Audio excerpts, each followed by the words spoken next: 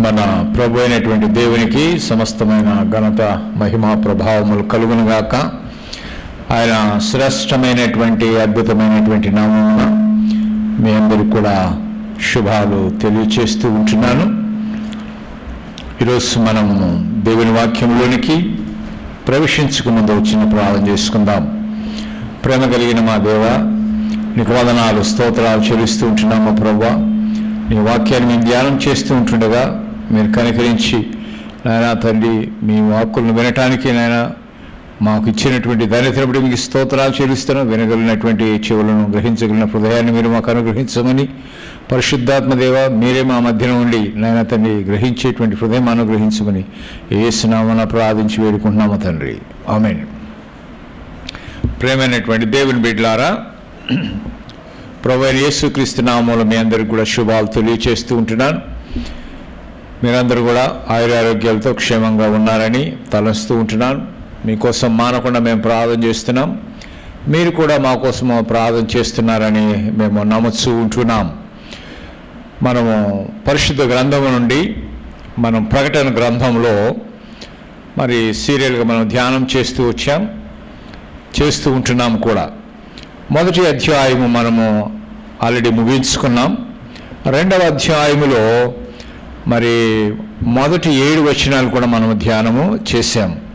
ఆ మొదటి 7 వచనాల్లో ఎఫెసు సంఘాన్ని గురించి మనం ధ్యానం చేశాం.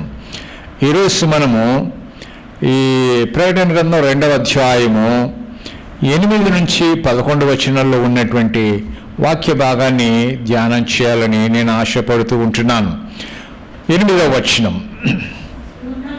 స్మరణలో ఉన్న సంఘపు దూతకు ఈలాగు వ్రాయుము, మొదటివాడును కడుపటివాడినై ఉండి మృతుడై మరలా బ్రతికినవాడు చెప్పు సంగతులేవనగా. చాలు, ఇక్కడ మనం చూస్తూ ఉంటున్నాం. ఈ స్మరణ అనేటువంటి ఈ పట్టణం ఆసియా మైనర్లో అతి మనోహరమైనటువంటి పట్టణంగా గుర్తించబడి ఉంటుంది. దీనికి ఆసియా కిరీటం అని కూడా దీని పేరు, ద క్రౌన్ ఆఫ్ ఏషియా. కనుక అంతేకాకుండా దీనికి ఇంకొక అర్థం కూడా ఏముంది అంటే ఆభరణము అని, పుష్పము అని రకరకాలైనటువంటి పేర్లు కలిగినటువంటి పట్టణంగా ఉంటుంది. ప్రపంచంలో ప్రఖ్యాతిగాంచినటువంటి ఒక కవి ఉన్నాడు, అతని పేరు హోమర్. అతని ఈ పట్టణంలోనే జన్మించినటువంటి వాడు. ఇది రోమా దేవతలకు మొట్టమొదటిగా నిర్మించబడినటువంటి క్షేత్రంగా ఉంది. ప్రస్తుతము ఈ యొక్క పట్టణానికి ఏం పేరు ఉంది అని అంటే, అది మనము చరిత్రలో మనం చూసినట్లయితే ఇజ్మీర్ అని అంటారు, దీన్ని ఇజ్మీర్ అని అంటున్నారు. అయితే ఇక్కడ ఈ పట్టణం గొప్ప జనాభా కలిగినటువంటి పట్టణంగా ఉంటూ ఉంది. పౌలు యొక్క మొట్టమొదటి మరి మిషనరీ ప్రయాణం కూడా ఇక్కడి నుంచి జరిగినట్టుగా చూస్తుంటున్నాం. ఆ సమయంలోనే ఈ యొక్క స్మరణ సంఘము ఏర్పాటు చేయబడినట్లుగా కొంతమంది పండితులు, బైబిల్ పండితులు చెప్తూ ఉంటున్నారు. ఈ సంఘము మహాశ్రమల్లో అనుభవించినటువంటిదిగా ఉంటూ ఉంది. యోహాను యొక్క శిష్యుడైనటువంటి మన పోలికాప్స్ అనేటువంటి అతని ఈ యొక్క స్మరణ పట్టణానికి అధ్యక్షుడిగా నియమించబడ్డాడు. తెలుగులో అధ్యక్షుడు అంటాం, ఇంగ్లీష్లో ఏమంటామంటే బిషప్ అంటాం. కనుక ఇక్కడ ఈ యొక్క ఫిలిప్పు సంఘం తర్వాత మనము ఎఫెసీ సంఘాన్ని ధ్యానం చేస్తున్నాం. కనుక ఈ ఎఫెసీ సంఘానికి అధ్యక్షుడిగా ఉన్నాడు. అయితే ఈ సంఘాన్ని అధ్యక్షుడిగా నియమించబడినటువంటి దినాలలో మనం చూసినట్లయితే ఇతని పేరు మనము పరిశుద్ధ గ్రంథంలో ఆ విధంగా రాయబడకపోయినా చరిత్ర చెప్తూ ఉంది అన్నమాట. పోలికార్ప్ అనేటువంటి వాడు అక్కడ అధ్యక్షుడిగా ఉన్నాడు మొట్టమొదటిగా అని కూడా మనం చూస్తుంటున్నాం. ఈ సంఘం గురించి మనం ఆలోచన చేసినట్లయితే లోపరహితమైనటువంటి సంఘంగా ఉంది. అంటే లోపము లేనటువంటి సంఘంగా ఉంది అన్నమాట. అంటే లోపాలు అందులో కనుగొనబడలేదు. మొదటి సంఘములో మనం చూసాం, ఎఫెసీ సంఘములో లోపముంది. ఏమిలా లోపం ఉంది అక్కడ? నీకు మొదటి ఉన్నటువంటి ప్రేమను నీవు వదిలితివి అని అన్నాడు. ఇక్కడ ఏ లోపము లేనటువంటి సంఘంగా కనిపిస్తుంది. ఈ స్మరణ సంఘానికి ప్రభువు తను తాను పరిచయం చేసుకుంటున్నాడు. ఎలా పరిచయం చేసుకుంటున్నాడంటే, నేను మొదటివాడను కడపటివాడనై ఉండి మృతుడరై మరలా బ్రతికినవాడను అని చెప్పి అంటున్నాడు. అంటే మొదటివాడు కడపటివాడు అంటే అర్థమేంటి? గతించిన కాలంలో ఉన్నవాడను, రాబో కాలంలో ఉండువాడను అని అర్థమిస్తూ ఉంటుంది. కనుక మహాశ్రమలు అనుభవిస్తున్నటువంటి ఈ సంఘ కాలంలో మనం గమనించి చూసినట్లయితే అనుకూలమైనటువంటి విధంగా ప్రభు అతనికి ఆ యొక్క సంఘానికి ప్రత్యక్షమైనట్లుగా చూస్తూ ఉంటున్నాం. చనిపోయిన వారిని గురించి దుఃఖించే వారికి ఓదార్పుగా, మరణము గెలిచి లేచినటువంటి యేసు ప్రభు వారి యొక్క మాటలు వారికి ఆదరణ కలిగించినటువంటిదిగా కనిపిస్తూ ఉంటుంది. అంటే మరణమును కూడా ఎదిరించి జయించగలిగినటువంటి శక్తి యేసు ప్రభువులో ఉంది కనుక ఆయన నమ్ముకున్నటువంటి బిడ్డలకు కూడా అటువంటి ధైర్యాన్ని ఇవ్వాలి అని చెప్పేసి అని దేవుని యొక్క ఉద్దేశమై ఉంటుంది.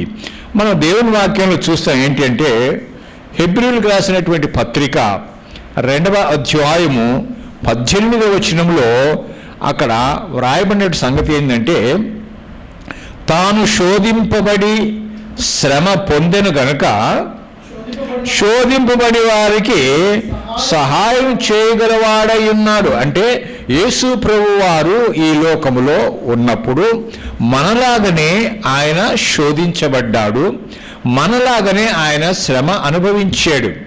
అంటే శాస్త్రులు శోధించారు, పరిసయ్యులు శోధించారు, సద్దుకయ్యులు శోధించారు. అందరూ కూడా ఆయన శోధించడమే కాకుండా శ్రమ కూడా కలిగించారు. కానీ సిలువలో కూడా ఆయన శ్రమ పొందినాడని మనం చూస్తుంటున్నాం కదా. కనుక ఆయనకు శ్రమ శోధన అనేటువంటి అనుభవం ఉంది. కనుక మనము శ్రమలో పడినప్పుడు లేకపోతే శోధనలో పడినప్పుడు ఆ యొక్క అనుభవం తెలిసినటువంటి వాడు కనుక వాటి నుంచి ఏ విధంగా మనం బయటికి రావాలన్నా, ఏ విధంగా దాని నుంచి మనం తప్పించుకోవాలన్నా అనే ఉపాయం కూడా చెప్పేటువంటి దేవుడుగా మనకి ఇక్కడ ఉంచి ఉన్నాడు. కనుక తాను ఏ విధంగా శోధనలను జయించాడో, ఏ విధంగా ఆ యొక్క శ్రమలను జయించాడో మనము కూడా ఆ విధంగా జయించగలము అనేటువంటి ధైర్యాన్ని మనం కలగజేస్తూ ఉంటున్నాడు. కనుకనే ఇప్పుడు ఈ యొక్క ప్రకటన గ్రంథం 2వ అధ్యాయము 9వ వచనంలో యేసు ప్రభు వారు సంఘమును గురించి మెచ్చుకుంటూ మాట అంటున్నాడు. ఏమంటున్నాడంటే, నీ శ్రమ నాకు తెలుసు, నీ దరిద్రత నాకు తెలుసు, అయినా కానీ నీవు ధనవంతుడివే. తాము యూదులమని చెప్పుకొనుచు యూదులు కాక సాతాను సమాజపు వలన నీకు కలుగు దూషణ కూడా నాకు తెలుసు అని అంటున్నాడు. అంటే యూదులు కాకపోయినప్పటికీ కూడా మేము యూదులు అని చెప్పుకునేటువంటి వారు సంఘములో ఉన్నటువంటి వారిని, సంఘమును కూడా వాళ్ళు చాలా దూషణ పాలు చేస్తున్నారు. దేవుడు ఇక్కడ ప్రశంసిస్తున్నాడు. ఆ సంఘానికి ఏమో లోపం చూపించాడు ఎఫెసీ సంఘములో. ఇక్కడ ఉన్నటువంటి సువర్ణ సంఘానికి ఏం చేస్తానంటే ప్రశంసలు కురిపిస్తూ ఉన్నాడు. అంటే మెచ్చుకుంటూ ఉన్నాడు. ఏమని మెచ్చుకుంటున్నాడు? నీవు శ్రమ పడ్డావు అంటున్నాడు, దరిద్రుడు అనుభవించినావు అంటున్నాడు, సమాజపు ఈ సాతాను సమాజపు వారి వల్ల నువ్వు దూషించబడినావు అని కూడా అంటున్నాడు. అంటే స్ఫురణ సంఘస్థుల దారిద్ర్యమును అనుభవించడానికి కూడా కొన్ని కారణాలు ఉన్నాయి.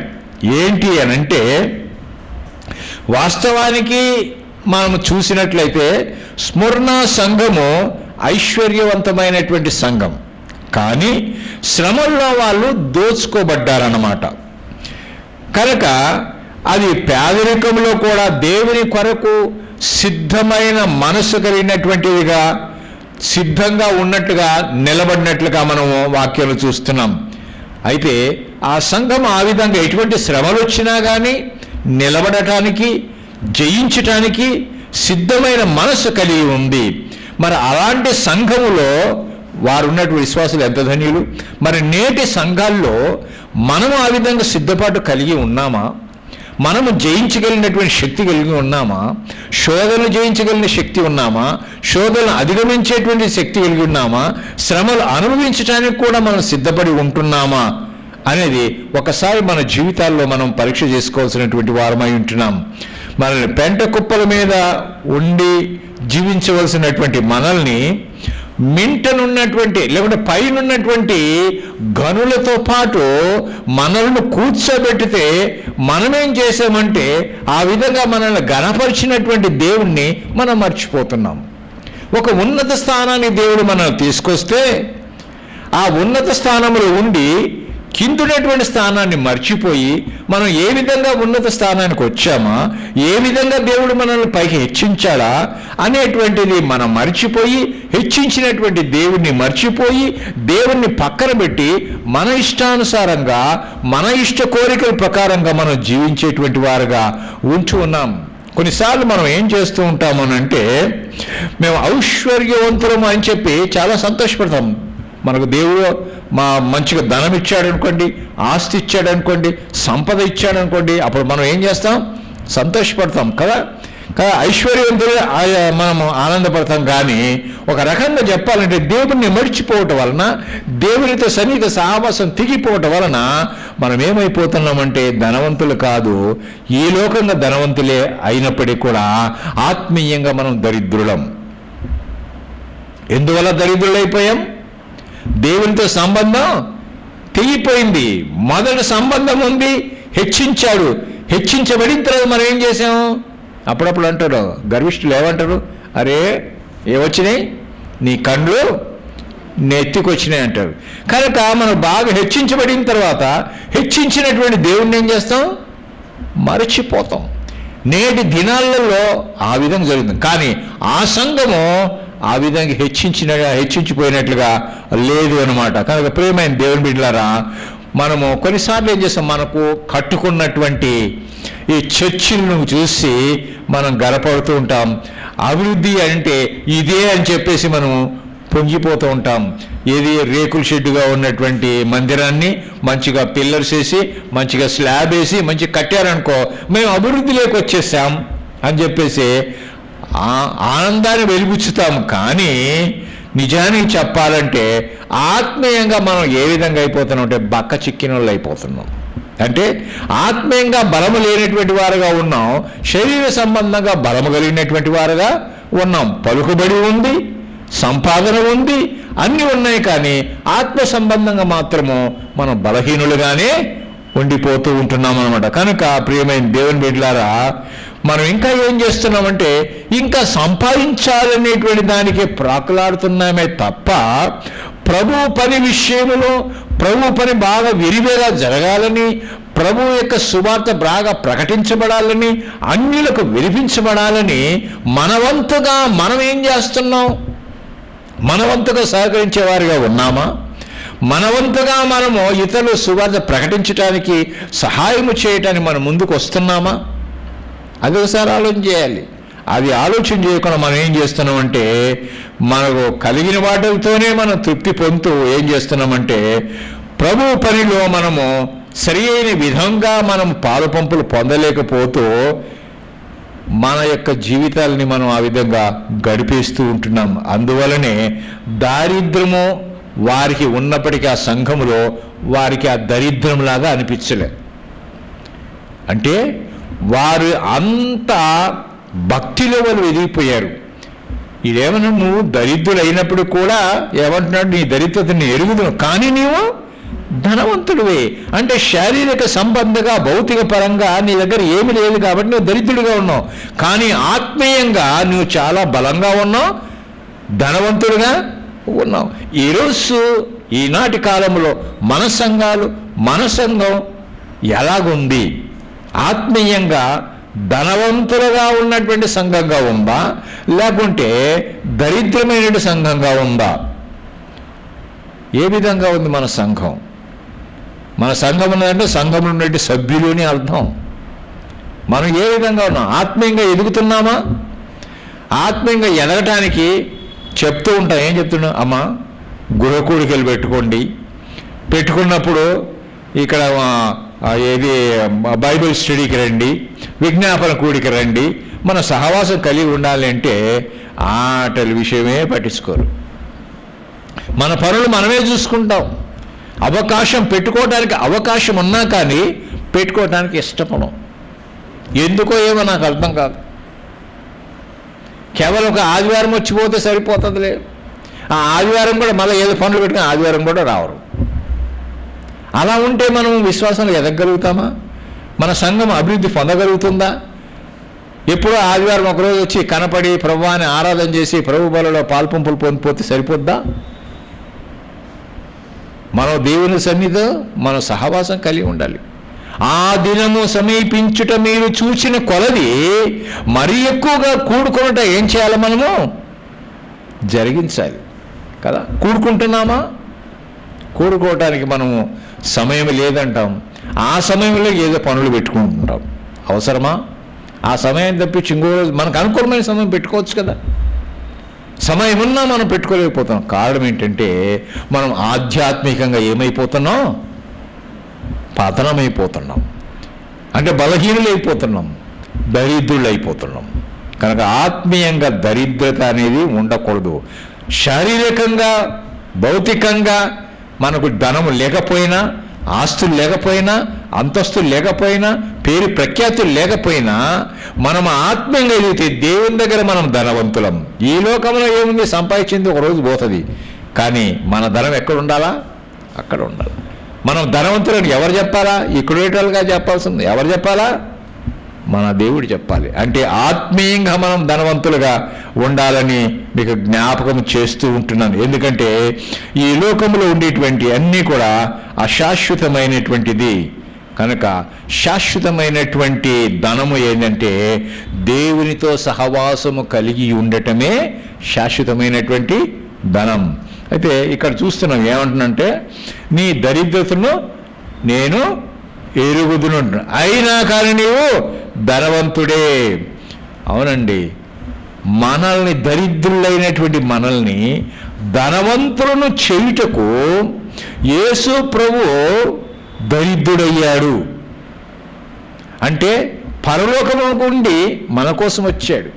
ఆయన సంపన్నుడయ్యుండి, ధనవంతుడయ్యుండి, గొప్పవాడయ్యుండి, అధిక బల శక్తివంతుడయ్యుండి, తండ్రిని వదిలిపెట్టి, సింహాసనాన్ని వదిలిపెట్టి, దూతలను వదిలిపెట్టి, ఆ మహిమను వదిలిపెట్టి, ఆ స్తుతి స్తోత్రాలను వదిలిపెట్టి, సమస్తాన్ని వదిలిపెట్టి దరిద్రులైనటువంటి మనల్ని ధనవంతులుగా చేయుట కోసమని ఆయన ఈ లోకానికి వచ్చాడు.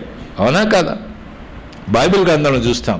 కొరింథీయులకు రాసినటువంటి 2వ పత్రిక, కొరింథీయులకు రాసినటువంటి 2వ పత్రిక 8వ అధ్యాయము 9వ వచనం. కొరింథీయులకు రాసిన 2వ పత్రిక 8వ అధ్యాయం 9వ వచనం. ఎరుగుదురు కదా, ఆయన ధనవంతుడయ్యుండియో మీరు తన దారిద్ర్యం వలన ధనవంతులు కావాలని మీ నిమిత్తము దరిద్రుడాయను. చూశారండి, దేవుడు మన నిమిత్తం దరిద్రుడయ్యాడు. అంటే ఆయన జన్మించటానికి స్థలము కూడా లేకపోయింది. పశువుల పాకలో జన్మించాల్సి వచ్చింది. ఆయన రాజులకు రాజు, ప్రభువులకు ప్రభువు, దేవాది దేవుడు ఉండి కూడా, ధనవంతుడై ఉండి కూడా, సర్వమును సృష్టించి శాసించి పాలించి పోషించి కాపాడి భద్రపరుస్తున్నట్టు స్థితి లయకర్త అయినటువంటి దేవునికి భూమి మీద జన్మించటానికి ఇంత స్థలం లేకుండా పోయింది. అంటే ఆ విధంగా ఆయన రావటానికి కారణం ఏంటంటే దరిద్రులైన మనల్ని ధనవంతులుగా చేయుట కోసమని. శారీరక సంబంధమైన ధనవంతులుగా కాదు, ఆత్మ సంబంధమైనటువంటి ధనవంతులుగా చేయుట కోసమని తన్ను తాను తగ్గించుకొని ఈ లోకానికి వచ్చాడు. ఏమండి? కనుక మనకు దేవుడిచ్చిన వాటిలలో మనం తృప్తి కలిగినటువంటి వారంగా ఉండాలి. ఆయన ఇచ్చిన రక్షణ బట్టి మనము సంతోషించేటువంటి వారంగా ఉండాలి. ఆయన ఇచ్చినటువంటి వాటి విషయంలో మనం సంతోషిస్తున్నామా? మనకు ఆరోగ్యం ఇచ్చాడు, కుటుంబం ఇచ్చాడు, ఉద్యోగం ఇచ్చాడు, ఇల్లు ఇచ్చాడు, ఇక కావలసినటువంటి మనకి ఏమేమి అవసరాలు ఉన్నాయో అవన్నీ ఇచ్చాడు. అన్నిటికన్నా ముఖ్యంగా మనకి ఏమిచ్చాడు? రక్షణనిచ్చాడు. అలాంటప్పుడు ఆ రక్షణను బట్టి మనం ఏం చేయాలి? సంతోషించాలి. ఇచ్చిన ఈవులను బట్టి మనము సంతోషించాలి. సంతోషిస్తున్నామా? ఎలాగున్నాం? అపోస్తలుడైన పౌలు ఒక మాట అంటాడు, కొరింథీయులకు రాసినటువంటి 2వ పత్రిక 6వ అధ్యాయము 10వ వచనం. కొరింథీయులకు రాసిన 2వ పత్రిక 6వ అధ్యాయం 10వ వచనం ఏమంటాడంటే, దుఃఖపడిన వారమైనట్టు ఉండియు ఎల్లప్పుడూ కూడా ఏం చేస్తున్నామంట? సంతోషించుతున్నాం. మాకు దుఃఖం ఉన్నది, దుఃఖం ఉన్నా కానీ దుఃఖములో మేము సంతోషిస్తున్నాం. ఎవరిని బట్టి సంతోషిస్తున్నాం? దేవుని బట్టి. ఈ దుఃఖములో మాకు సంతోషం ఇవ్వగలిగినటువంటి వాడు దేవుడే. పక్కలలో ఏం చేస్తారు? దుఃఖాన్ని హెచ్చించేటోళ్ళే తప్ప దుఃఖాన్ని తగ్గించేటోళ్ళు కాదు. ఇంకా ఆజ్యం పోసేటోళ్ళే తప్ప దాన్ని ఆర్పేటోళ్ళు కాదు. కానీ దేవుడైతే ఆదరించేటువంటి వాడు. కనుక ప్రియమైన దేవుని బిడ్డలారా, అటువంటి దేవుడిని మనం కలిగి ఉన్నాం కాబట్టి దుఃఖ నివారణ చేయగలిగినటువంటి వాడు. కనుక దుఃఖము కలిగినప్పుడే వారమై ఉన్నప్పటికీ కూడా ఎల్లప్పుడూ మేము ప్రభువునందు సంతోషించు వారంగా ఉన్నాం. అంతేకాకుండా ఏమంటాడు తెలుసా? దరిద్రులమైనట్లుండియో అనేకులకు ఐశ్వర్యము కలిగించువారం. ఈ లోకరీతిగా మేము దరిద్రులమే, కానీ ఆత్మీయంగా మేము ఐశ్వర్యవంతులం. కనుక మేము ఆత్మీయంగా వారిని ఇతరులు మేమేం చేస్తాం? బలపరుస్తాం, స్థిరపరుస్తాం. వాక్యం ద్వారా, ప్రార్థన ద్వారా, హెచ్చరికల ద్వారా వాళ్ళని ఏం చేస్తాం? ఆత్మీయంగా ధనవంతులుగా మేము చేస్తాం. అంతేగాని ఏమీయూ లేని వారమైనట్టు ఉండి కూడా సమస్తమును కలిగినటువంటి వారం. సమస్తానికి మూలము దేవుడే కదా. కాబట్టి ఏమి లేకపోయినా కానీ సమస్తాన్ని కలిగించి ఇచ్చేటువంటి దేవుడిని మేము కలిగి ఉన్నాం. అంటే ఆయన్నే కలిగి ఉన్నామంటే గొప్ప విషయమా కాదా? అవునా కదండి? ఒక రాజు కొంతమంది ఎన్నుకొని ఏం చేశారంటే ముగ్గురు పిలిచి అడిగాడు, మీకు ఏమేమి కావాలన్నా అడగండి, మీకు నేను తప్పకుండా చేస్తానంటే ఒక ఆయన అన్నాడంట, అయ్యా నేను బిజినెస్ కావాలా, నాకు ఇంత డబ్బు కావాలా అని అంట. సరే చేసుకోపో అని ఆయనకి డబ్బు కావాల్సిందంత ఇచ్చాడు. ఇంకోవరికి, అయ్యా నేను పెళ్లి చేసుకోవాలనుకుంటున్నాను, కాబట్టి నేను పెళ్లి చేసుకోవటానికి నాకు కావాల్సిన వనరులన్నీ కావాలా అన్నాడు. సరే చేసుకోపో అన్నాడు. అన్ని వనరులు. ఇంకొక ఆయన అడిగితే ఆయన ఏం చెప్పటం లేదు. ఏంటయ్యా వాళ్ళందరూ అది కోరుకున్నారు, నీకేం కావాలో కోరుకో అని అంటే ఆయన ఏమన్నాడు, నాకెవరు నువ్వే కావాలి నాకు అన్నాడట. నాకు ఏమి వద్దు, నువ్వే కావాలంట. ఎందుకు? ఈయనుంటే అన్నీ ఉన్నట్టేగా, నువ్వే కావాలా. మరి నేనేం చేస్తా అంటే, నాకు మా ఇంటికి వచ్చి ఒకరోజు భోజనం చేస్తే చాలన్నాడట. మా ఇంటికి నువ్వు వచ్చి భోజనం చేస్తే చాలంట. అబ్బా ఎంత చిన్న కోరిక! వాళ్ళేమో డబ్బులు కావాలా, పెళ్ళిళ్ళు చేసుకోవాలా, వాళ్ళ బాగా ధనవంతులు అయిపోవాలనుకున్నా. కానీ ఇతనేంది నా ఇంటికి వచ్చి భోజనం చెయ్యి అన్నాడు అని చెప్పేసాను. సరే ఓకే నీ కోరిక నెరవేరుస్తున్నాడంట. మరి ఆయన పల్లెటూరులో ఉన్నాడు. ఆ ఊరికి రోడ్డు కూడా లేదు, లైట్లు లేవు. అవునా? ఇప్పుడు రాజు వస్తున్నాడంటే ఏం చేయాలి? ఇప్పుడు ఆ ఊరికి రోడ్డు వేయాలా, ఆ రోడ్డులో లైట్లు ఏర్పాటు చేయాలా, అవునా కదా? అన్నీ కూడా ఆయన వచ్చిందంటే మళ్ళీ ఒట్టి గుడిసెలో కూర్చుంటాడా? బంగ్లా కట్టాలా, అన్ని సౌకర్యాలు. ఇప్పుడు ఏది వచ్చింది? ఇప్పుడు ఆయనకి లాభం జరిగిందా, నష్టం జరిగిందా? అంటే అన్నీ ఇవ్వగలిగినటువంటి వాడు ఉంటే అన్నీ వచ్చేస్తాయి. అలాగనే అన్నిటినీ ఇవ్వగలిగినటువంటి దేవుడు మనకుంటే, ఆయన మనం కలిగి ఉంటే ఈ మిగతా ఆయన మనకేం అవసరం లే. ఎందుకో ఆయన ఉంటే అన్ని ఇచ్చేస్తాడు కదా. ఈ సంఘం అదే చేస్తుందన్నమాట. ఆయన కలిగి ఉంది. కనుక మనము కూడా ఎవరిని కలిగి ఉండాలి? సమస్తమును ఇవ్వగలిగినటువంటి, సమకూర్చగలిగినటువంటి ఆ దేవుని మనము కలిగి ఉండాలి. అందుకని వీళ్ళు ఏం చేస్తారండి, ఏమి లేని వారమైనట్లుండి సమస్తమును కలిగి ఉన్నవారు. ఈ లోకంలో సమస్తమును కలిగి ఉండి క్రీస్తుకు నీ యొక్క హృదయాన్ని ఇవ్వలేదనుకోండి, నీ జీవితమే ఒక పెద్ద సున్నా. అవునా కాదా? సున్నా కాదా? ఎన్ని మనులుంటేమి, ఎన్ని మాణిక్యాలుంటేనేమి ఏమన్నా లాభమా? అవునా? మనం పాట పాడతాం. ఏం పాట పాడతాం? మనులు మాణిక్యాలున్నా, మేడ మిద్దెలు ఎన్నున్నా, మనులు మాణిక్యాలున్నా, మేడ మిద్దెలు ఎన్నున్నా, మదిలో యేసు లేకున్నా, ఏది ఉన్నా అది సున్నా. మదిలో యేసు లేకున్నా, ఏది ఉన్నా అది సున్నా. చదువులెన్నో చదివున్నా, పదవులెన్నో చేస్తున్నాం. చదువులెన్నో చదివున్నా, పదవులెన్నో చేస్తున్నాం. విద్య ఉన్నా, బుద్ధి ఉన్నా, విద్య ఉన్నా, బుద్ధి ఉన్నా, జ్ఞానమున్నా అది సున్నా. జ్ఞానమున్నా అది సున్నా. మనులు మాణిక్యాలున్నా, మేడ మేజలు ఎన్నున్నా, మదిలో యేసు లేకున్నా, ఏది ఉన్నా అది సున్నా. మనం అనుకుంటాం మనకు బాగా అందం ఉందని. అందచందాలెన్నున్నా, అందలంపై కూర్చున్నాం. అందచందాలెన్నున్నా, అందలంపై కూర్చున్నా, సుందరుడు ప్రభు లేకున్నా, సుందరుడు ప్రభు లేకున్నా, అందమున్నా అది సున్నా. అందమున్నా అది సున్నా. మనులు మాణిక్యాలున్నా, మేడ మేద్యలు ఎన్నున్నా, మదిలో యేసు లేకున్నా, ఉన్నదంతా పెద్ద సున్నా. అంతేనా? పెద్ద సున్నే కదా. నీ హృదయములో క్రీస్తుకు స్థానము లేకపోతే నీ జీవితమే ఒక పెద్ద జీరో. నీకంటూ ఏమి లేకున్నా నీ హృదయములో యేసు ప్రభు ఉంటే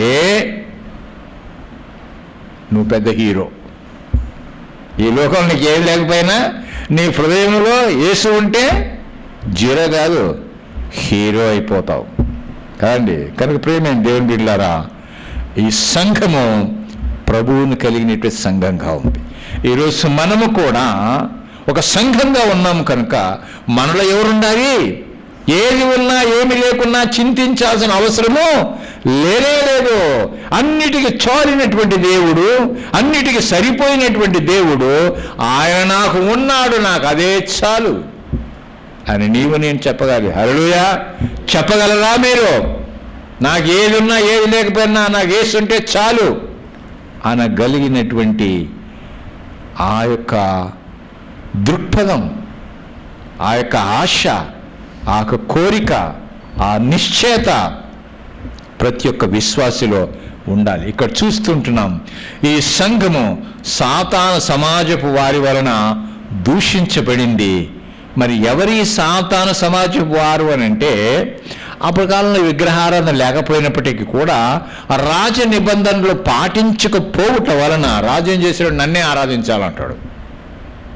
నా వేరే కాదు, నేనే దేవుణ్ణి, నన్నే ఆరాధించు అంటాడు. కనుక రాజరికపు నిబంధనలు పాటించలేదని చెప్పేసి ఆనాడు సంఘాన్ని చాలా హింసలు పెట్టినట్టుగా మన చరిత్రలో చూస్తున్నాం. యూదులైనటువంటి వారు మరి ఈ యొక్క అధికారులను ప్రేరేపణ కలిగించి క్రైస్తవులను చాలా హింసించినటువంటి దినాలవి. ఇట్లాంటి యూదులనే యేసుప్రభు ఏమన్నారంటే సాతాను సమాజపు వారు అన్నాడు. అందుకనే అండి ఈరోజు స్మరణ సంఘస్థుల్లో అధ్యక్షుడిగా ఉన్నటువంటి ఎవరైతే యోహాను చేత ఏర్పాటు చేయబడ్డాడో, పాలికార్ప్ అని చెప్పి అన్నాను కదా, అతన్ని హతము చేయటం కోసమని ఏం చేశారంటే ఒక కొయ్యకు అతన్ని కట్టేసి మంటలు వేసి అతన్ని కాల్చారు. ఆయన చనిపోకపోతే కత్తి తీసుకొని పొడిచారట, చరిత్ర చెప్తుంది. అంటే ఒక హతసాక్షిగా దేవుని కోసము అతని మంటలో కాల్చబడ్డప్పటికీ కత్తితో పొడిచారు. హతసాక్షి అయినట్లుగా చూస్తున్నాం. నిజాన్ని చెప్పాలంటే సబ్బాతు దినాన యూదులు ఎటువంటి ఏ పని కూడా చేయకూడదు. కానీ సబ్బాతు దినాన్ని వాళ్ళు కట్టెలన్నీ సమకూర్చి ఆయన చంపినట్లుగా చూస్తున్నాం. ప్రియమైన దేవుని బిడ్డలారా, మరి బబులోను చెర తర్వాత యూదులు కొన్ని స్థలాల్లో సునాగోగులను పెట్టుకొని నిర్మించారన్నమాట. సునాగోగులు అంటే సమాజ మందిరాలు. ఈ సమాజ మందిరములను పెట్టుకొని దేవాలయాల్లో యూదులు మరి ఆరాధన చేసేటోళ్ళు. కానీ వాళ్ళు కొంతకాలం అయిన తర్వాత ఏం చేశారంటే అపవిత్రపరిచారు. అంటే వ్యాపారాలు చేయటం మొదలుపెట్టారు. యేసు ప్రభువు వారు అందుకోసమే అన్నాడు కదా, ఏమన్నాడు? ఆ గొర్రెలను వదిలిపించేసి ఆ పశువుల్ని, ఆ పావురాలని, రూకలు మార్చేటువంటి వారిని వాళ్ళందరినీ కూడా తోసివేసి ఏమన్నాడు? మీరు దేవుని ఆలయం ఏం చేశారంటున్నాడు? దొంగల గుహగా మార్చితిరి అని అన్నాడు కదా, కదండి. కనుక ఇప్పుడు వారికి, అటువంటి వారికి దేవుడు పెట్టేటువంటి పేరు ఏంటంటే సాతాను సమాజపు వారు అని ఆయన పేరు పెట్టాడు. వీరి ద్వారా సంఘము దూషించబడింది. అప్పుడు అన్నిటినీ కూడా అది ఎదుర్కొంది. మచ్చలేని సంఘంగా అది నిలబడింది. వారి యొక్క విశ్వాసాన్ని వారు కాపాడుకోగలిగారు. వారి జీవితాలు మన ఆత్మీయ జీవితాలకి ఒక సవాలుగా ఉంది. వాళ్ళు అటువంటి హింసలు ఎదుర్కొన్నారు. ఈనాడు మనం అటువంటి హింసలు మనకంతగా లేవు, ఎదుర్కోలేకపోతున్నాం. ఎక్కడో చెదురుమదురుగా అక్కడక్కడ ఏదో హింసలు జరుగుతున్నాయి. మందిరాలు కూలగొట్టబడుతున్నారు, సేవకులు హత్య చేయబడుతున్నారు, కొంతమంది మానభంగాలు జరుగుతున్నాయి, కొంతమంది హింసలు పొందుతున్నారు. ఈ విధంగా జరుగుతున్నాయి కొన్ని ప్రాంతాలలో. కానీ భయంకరమైనటువంటి అప్పుడు జరిగినటువంటి కాలంలో జరిగినట్టుగా ఇప్పుడు ఎక్కడ జరగటం లేదు. కనుక మనం ఇంకా ధన్యులని చెప్పుకోవాలి. ప్రభు కొరకు అది నమ్మకంగా ఆ సంఘం ఏ విధంగా ఉందో మనము కూడా మన సంఘము నమ్మకంగా జీవించటానికి మన హృదయాలు మనం ఏం చేయాలి? సిద్ధపరచుకోవాలి. ఈ ప్రకటన గ్రంథం 2వ అధ్యాయము 10వ వచనం 11వ వచనంలో మనం చూసినట్లయితే అక్కడ యేసు ప్రభు చెప్తున్నటువంటి మాట, ఇదిగో మీరు శోధింపబడినట్లు అపవాది మీలో కొందరిని చెరలో వేయింపబోచున్నాడు. 10 దినములు శ్రమ కలుగును, మరణము వరకు నమ్మకముగా ఉండుము, నేను నీకు జీవ కిరీటమిచ్చెదను. సంగములతో ఆత్మ చెప్పు మాట చెవి గలవాడు వినుగాక అన్నాడు. ప్రియమైన దేవుని బిడ్డలారా, జయించువాడు రెండవ మరణం వలన ఏ హాని కూడా చెందడు. మీరు శోధింపబడినట్లు అపవాది మీలో కొందరిని చెరలో వేయింపబోచున్నాడు. 10 దినములు మీకు శ్రమ కలుగును. అంటే 10 దినాలంటే ఏంటి? 1, 2, 3, 4 ఇటు లెక్క పెట్టుకునే 10 దినాలు కాదండి. అవి 10 దినాలు నీరో చక్రవర్తి యొక్క కాలం మొదలుకొని డయోక్లేషియన్ అనేటువంటి చక్రవర్తి వరకు వారి పరిపాలన కాలములో మరి భయంకరమైన 10 శ్రమలు వచ్చినట్లుగా చరిత్ర చెప్తుంది. మరి అట్లా కాకుండా డయోక్లేషియన్ నాయకత్వములో 10 సంవత్సరాలకు ఇట్లాంటి శ్రమలు వచ్చినాయని మరికొంతమంది చరిత్రకారులు చెప్తున్నారు. ఏది ఏమైనప్పుడు కూడా 10 రోజులని వారికి శ్రమ కలిగింది అని అంటే 10 రోజుల్లో జరిగి అయిపోయినదని మాత్రం తలంచడానికి వీలు లేదు. కనుక ప్రియమైన దేవుని బిడ్డలారా, ఈ విధంగా నీకు ఉన్నది అని చెప్తూ కూడా దేవుడు ఆ సంఘానికి హెచ్చరిక చేస్తున్నాడు. ఏమి హెచ్చరిక చేస్తున్నాడు? మరణము వరకు నమ్మకముగా ఉండుము అంటున్నాడు. స్మరణ సంఘము శ్రమలను, దారిద్రతను అనుభవించింది, దూషణను భరించింది. ఏ పరిస్థితుల్లోనైనా ప్రభు కొరకు అది స్థిరంగా నిలబడగలిగింది. ఈ సభాధ్యక్షుడైనటువంటి లేక సంఘానికి అధ్యక్షుడైనటువంటి ఈ కార్పొరేటువంటి అతని మంటల్లో కాల్చివేయినప్పటికీ కూడా, అరే మా అధ్యక్షుడిని కాల్చేశారు కదా, మా అధ్యక్షుడిని చంపేశారు కదా, ఇంకేముంది మా సంఘం చెదిరిపోయింది, ఇక మాకు ఉండేటువంటి కాపరే లేకుండా అయిపోయింది కదా అని చెప్పి వాళ్ళు నిరుత్సాహపడలేదు. వాళ్ళు విశ్వాసంలో సడలిపోలేదు, విశ్వాసంలో ఇంకా స్థిరంగా బలపడినారనమాట. విశ్వాసంలో సడలిపోదు. శోధనలో వారు ఏం చేశారంటే వారి పరిశుద్ధతను, శ్రమల్లో వాళ్ళ విశ్వాసాన్ని వారు కాపాడుకోగలిగారు. మనం కూడా మనకు శోధన వచ్చినప్పుడు, శ్రమలు వచ్చినప్పుడు మన విశ్వాసాలు ఇంకా గట్టిగా ఉండాలి. కానీ శ్రమలను చూసి, శోధనను చూసి పారిపోయేటువంటి వారుగా ఉండకూడదు. శోధనలు ఎవరికి వస్తాయి? విశ్వాసులకే వస్తాయి. విశ్వాసులు గట్టిగా ఉండాలనే వస్తాయన్నమాట. కనుక మరి ప్రభు వారిని తప్పు పట్టలేదు, ఎందుకంటే వాళ్ళంతా స్థిరంగా ఉన్నారు. అదే ఎఫెసు సంఘములో నీకున్నటువంటి మొదటి ప్రేమను వదిలేస్తేవనేడ తప్పు పడుతున్నాడు. ఇక్కడైతే ఈ సంఘములో ఒక తప్పు కూడా పట్టడం. మన సంఘాన్ని గురించి కూడా దేవుడు ఈ సంఘంలో ఏ తప్పేమో లేదు, వీరు స్థిరంగా ఉన్నారు, పటిష్టంగా ఉన్నారు, ఆత్మీయంగా ధనవంతులుగా ఉన్నారు, శ్రమ సహిస్తూ ఉన్నారు, శోధనలు భరిస్తూ ఉంటున్నారు అని మన సంఘం గురించి ప్రభువారు చెప్పాలి. హల్లెలూయా.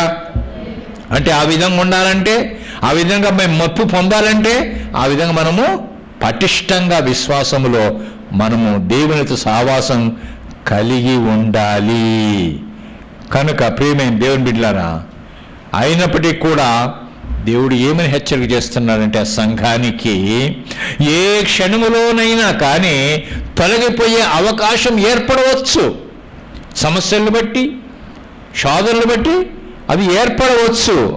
అటువంటి అవకాశం ఉంది. కాబట్టి ఇప్పుడు కలిగి ఉన్నటువంటి విశ్వాసాన్ని అంతం వరకు కలిగి ఉండు అని హెచ్చరిక చేస్తూ ఉన్నాడు. మరి మన జీవితాలు ఎలాగున్నాయి? మన జీవితాలు ఎలాగున్నాయి? ఒకసారి ఆలోచన చేయండి. రక్షించబడినటువంటి దినాలలో ఎట్లా ఉండేటోళ్ళం మనం? ఎంత ఉత్సాహం, బైబిల్ చదవాలని ఉత్సాహం, ప్రార్థన చేయాలని ఉత్సాహం, సాక్ష్యం చెప్పాలని ఉత్సాహం. అది ఏమైంది ఇప్పుడు? ఇప్పుడు ఆ ఉత్సాహం కనిపిస్తుందా? ఏమండి, కనిపిస్తుందా? అప్పుడు గంటల తరబడి ఏం చేసేవాళ్ళం? వాక్యాన్ని చదివేటోళ్ళం, వాక్యాన్ని ధ్యానం చేయడానికి ఇష్టపడేటోళ్ళం. అవునా కదా? ఇప్పుడు బైబిల్ చదివి ఎన్ని రోజులైంది? ఎన్ని రోజులైంది? టైం లేదు, డ్యూటీకి పోతున్నా, బిజినెస్ చేసుకుంటున్నా, ఆఫీసుకు పోతున్నా. మరి మొదట ఉన్నట్లేదా? మొదటైతే ఈయన వెంటనే పొద్దున్నే తెల్లారుజామున లేవటం, మోకరించటం, ప్రార్థన చేయటం, సమయం దొరికినప్పుడల్లా వాక్యం ధ్యానం చేయటం అని చేసేటోళ్ళు. ఇప్పుడు చల్లారిపోయింది. ఏమైపోతా ఉంది మరి? ఏమండి, ఇప్పుడు ప్రభుత్వ సమయాన్ని గడపటానికి సమయమే లేదు అని అంటున్నాం, ప్రార్థన చేయడానికి సమయమే లేదంటున్నాం. ఏమంటే ఎంత దౌర్భాగ్యం. అప్పుడు ఎవరితో మాట్లాడినా మనం ఏం చేసేవాళ్ళని తెలుసా? యేసు ప్రభువుని గురించి చెప్పాలని తపన. నేను ఇటు రక్షించబడ్డాను, దేవుడు నాకు మేలు చేశాడు అని సాక్ష్యం చెప్పాలంటే తపన. ఇప్పుడుందా ఆ తపన? ఉందా? విశ్వాసులలో చల్లారిపోయినట్టుగా చూస్తూ ఉంటున్నాం. ఏమండి, మనుషులు దగ్గర లేకపోయినప్పటికీ స్మార్ట్ ఫోన్లు మన చేతిలో ఉంది కదా, దాంతో మాట్లాడగలుగుతుంటున్నాం. ముసలమ్మ ముచ్చట్లయితే బ్రహ్మాండంగా చెప్పుకుంటాం. అవునా? వీటితోనే మన కాలాన్ని గడిపేస్తుంటాం. కానీ ప్రార్థన అయితే చెయ్యం, కానీ బైబిల్ అయితే చదవం, దాని మందిరానికి అయితే రాము, అన్నిటికీ డుమ్మా కొడతాం. స్మార్ట్ ఫోన్లో అయితే పొద్దులు 24 hours చూసుకున్నాం, టింగ్ టింగ్ టింగ్ టింగ్ కదా. అది తిప్పుకుంటాను, చూసుకుంటాం, షార్ట్లు అంటాం, అయ్యి అంటాం, ఈ అంటాం, ఏదేదో చూస్తూ ఉంటాం. ఆ టింగ్ అని నడిపి వెంటనే చెల్లి తీసి చూస్తాం కదా. ఆటలకి ప్రాముఖ్యత ఇస్తున్నాం, కానీ దేవుని వాక్యానికి, దేవుని సందులో సమయాన్ని గడపటానికి, దేవుని మందిరానికి రావటానికి నో సమయం అంటూ ఉంటున్నాం. ఏమండి, మనము ఒకవేళ దేవుడు మనం ఏమంటాం తెలుసా? నాతో నువ్వెందుకు సమయం గడపలేకపోతున్నావు అని చెప్పి దేవుడు అడిగాడు అనుకోండి, అప్పుడు మనం ఏమంటాం తెలుసా? నాకు శక్తి సామర్థ్యాలు ఇచ్చావు, సంపాదించుకోవడానికి అవకాశం ఇచ్చావు, కనుకనే నేను నీతో సమయం గడపలేకపోతున్నాను. అర్థమైందా? నాకు శక్తి సామర్థ్యాలు ఇచ్చావు ప్రభువా, సంపాదించుకునేటువంటి అవకాశం ఇచ్చావు, ఇవన్నీ నువ్వు ఇచ్చావు కనుకనే నేను నీతో సమయం గడపలేకపోతున్నాను. అవన్నీ పక్కన తీసేస్తే దేవా దేవా దేవా నాకు సాయం చేయని అప్పుడు వస్తావు. అవసరం ఉన్నప్పుడే దేవుని దగ్గరికి వస్తాం, కష్టం ఉన్నప్పుడే దేవుని దగ్గరికి వస్తాం, అనారోగ్యం ఉన్నప్పుడే దేవుని దగ్గరికి వస్తాం, సమస్య వచ్చినప్పుడే దేవుని దగ్గరికి వస్తాం. అన్నీ సుఖంగా ఉంటే మనం దేవుని దగ్గర రాము, దేవుని జ్ఞాపకము చేసుకునే లేము. మనము ఇవన్నీ ఇచ్చావు కదా ప్రభువా, ఇంకా నాకు టైం ఎక్కడుందని దేవునికి కౌంటర్ వేసేస్తాం. మనుషులు కౌంటర్ వేసి నువ్వు ఎన్ని ఇచ్చావు కనుక ఇక నేనేం చేయాలా? అందుకోసం వాటర్తోనే సరిపెట్టుకుంటాను, దానికే సమయం సరిపోతలేదు, ఇక నేను నీతో ఏడ సమయం గడిపాను అని చెప్పి మనం మాట్లాడే పరిస్థితిలోకి వెళ్ళిపోతూ ఉంటున్నాం. ఒకవేళ మరి నీవు చనిపోయిన తర్వాత నీ పరిస్థితి ఏంది? మనకేం దొరికింది? భుక్తి దొరికింది, భక్తి పోయింది. ఏమొచ్చింది? భుక్తి దొరికింది, భక్తి పోయింది. భుక్తి అంటే భోజనం, భోజనానికి సంపాదన అనేది దొరికింది. ఇది దొరికింది కాబట్టి, సమృద్ధిగా అయింది కాబట్టి ఇక భక్తి ఆడుంది. అయ్యా ఈ ఉద్యోగం నాకు ఇచ్చినావు, అయ్యా ఈ ఆరోగ్యం ఇచ్చావు, అయ్యా ఈ సంపద ఇచ్చావు, అయ్యా నాకు విజయం ఇచ్చావు, ఇవన్నీ ఇచ్చేసినావు కదా, ఇక నీతో నాకేం పని? అవసరం తీరిపోయిందిగా. అలా అనుకుంటున్నామేమో. ప్రేమైన దేవుడిలారా, ఒక్కసారి మనము ఆత్మ పరిశీలన చేసుకోవాలి, మన జీవితాలను మనము సరిచేసుకోవాలి. కోల్పోయినటువంటి పరిశుద్ధ జీవితాన్ని మనము తిరిగి పొందుకోవాలి. మనము దానిని మరణం వరకు మన విశ్వాసాన్ని కాపాడుకోవాలి. ప్రభువు ఇచ్చేటువంటి నిత్యమైనటువంటి ఆశీర్వాదాలని పొందుకోవటానికి మనము ప్రయాసపడాలి. అయితే ఆ విధంగా ఉంటే దేవుడు మనకేం ఫలం ఇస్తాడు తెలుసా? ఏం ఫలం ఇస్తాడు తెలుసా? ఏమన్నాడు తెలుసా? జీవ కిరీటం ఇచ్చేదని అన్నాడు. ఏమిస్తానన్నాడు? జీవ కిరీటం ఇస్తానన్నాడు. రెండవది ఏంట? రెండవ మరణం వారి మీద పెత్తనము చేయదు, అది ఏమి హాని కలిగించదు. శ్రమలను చూచి సంఘానికి జీవ కిరీటము దేవుడు వాగ్దానము చేస్తూ ఉన్నాడు. యాకోబు పత్రికలో మనం చూస్తాం, 1వ అధ్యాయములో 12వ వచనంలో, యాకోబు పత్రిక 1వ అధ్యాయం 12వ వచనంలో ఏమంటున్నాడు? శోధనను జయించువాడు ధన్యుడు, అతడు శోధనకు నిలిచిన వాడై ప్రభువును ప్రేమించు వారికి వాగ్దానము చేసిన జీవ కిరీటం. కానీ శోధన జయించువాడు ధన్యుడు. శోధన జయిస్తే దేవుడు ఏమంటున్నాడు? జీవ కిరీటం ఇస్తున్నాడు. అంటే మనం శోధన జయించాలి. శోధన తప్పకుండా వస్తాయి. ఆ శోధన నుంచి బయట పడటానికి మనకు శాంత కాకపోతే దేవుని సహాయాన్ని కోరుకోవాలి. ప్రభువా ఈ శోధన నుంచి నన్ను బయటికి లాగండి, ఈ శోధన నుంచి బయటికి రావడానికి నాకు ఆలోచన చెప్పండి అని దేవుని అడగాలి. శోధనలు తప్పకుండా వస్తాయి. బయట వాళ్ళకి కాదు వచ్చేది, విశ్వాసులకే శోధనలు వస్తాయి ఎక్కువ. ఈ శోధనలోంచి మనం బయటపడాలి. ఆ శోధనలో బయటపడకుండా శోధనలోనే ఉండిపోతే లోకంలో కలిసిపోతాం. శోధన వచ్చింది కదా, ఇంకేంది, నాకు ఈ శోధన వచ్చింది, దేవుడే ఇచ్చేది, ఇంకేం చేస్తాడు? దేవుడు ఎప్పుడు శోధించడండి. దేవుడు పరీక్షిస్తాడు, పరిశీలన చేస్తాడు. కానీ శోధించేవాడు ఎవరు? సాతానుడు. కనుక శోధనకు మనం భయపడకూడదు. శోధన వచ్చిందంటే మోకరించాలి, శోధన వచ్చిందంటే ప్రార్థన చెయ్యాలి. ఏమండి, శోధన జయించిన వానికి దేవుడు ఏమిస్తున్నాడు? శ్రమ సహించిన వాడికి, శోధన జయించిన వాడికి మహిమ కిరీటం. సంఘములో ఉండేటువంటి వారికి మంచిగా కాపరిగా ఉండి కాపాడుతున్నటువంటి వాడికి భద్రపరిస్తే మంచిగా ఆత్మీయ ఆహారం పంచిపెట్టేటువంటి సేవడికి ఏమిస్తారో తెలుసా? అతిశయ కిరీటం. ఆత్మల్ని ఎవరైతే రక్షిస్తారో, ఆత్మల్ని ఎవరైతే ప్రభు సన్నిధికి నడిపిస్తారో, వాళ్ళని ప్రోత్సహించి నడిపిస్తారో వారికి ఏమిస్తాడో తెలుసా? ఏమండి? నీతి కిరీటం ఇస్తాడు. అంతేకాకుండా ఎవరైతే తమ జీవితంలో పరిశుద్ధతను కాపాడుకుంటారో, తనకు అప్పచెప్పినటువంటి దేవుడు అప్పచెప్పినటువంటి పనిని శక్తి వంచన లేకుండా దాన్ని పూర్తి చేస్తారో అటువంటి వారికి అక్షయ కిరీటం ఇస్తాడు.